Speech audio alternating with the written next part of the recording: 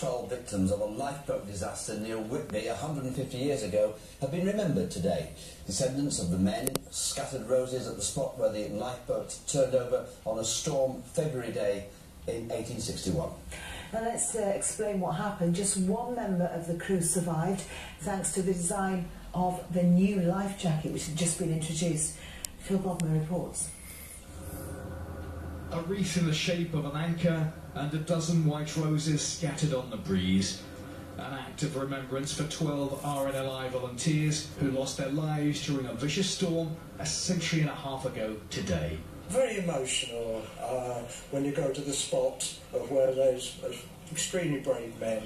One can't imagine how I couldn't do it. I don't, even though I'm a descendant, I don't think I could got the guts to do what they did. More than 200 ships were wrecked off the Yorkshire coast that day. The crew of the Whitby lifeboat had been attempting to rescue sailors from a stricken collier, the Merchant, and had put the lifeboat to sea for a sixth time that day. If you look at the equipment they had and what we've got today, I mean, we still get frightened. The sea's the same. The records say that northeasterly gale had been actually blowing for 3 and 4 days.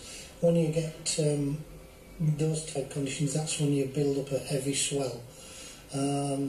They wouldn't be protected by the extensions like we have today. It was only the old original piers, and the sea would be coming straight across what we call Whitby Rock at high tide, and it would be just washing straight into the beach. It would be horrendous, really. The only crew member to survive was Henry Freeman.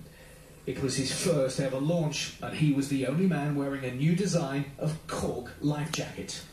The men who drowned had been wearing life jackets, but not of the style worn by the new recruit. The RNLI had wanted to introduce cork life jackets, but that had been met with resistance.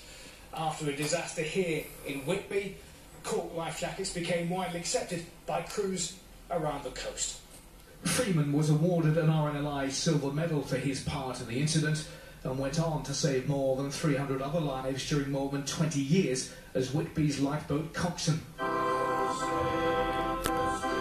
poignant reminder of the bravery of those who dedicate their lives to helping others who find themselves in peril on the high seas.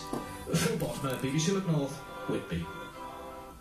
There's very emotional scenes there in Whitby.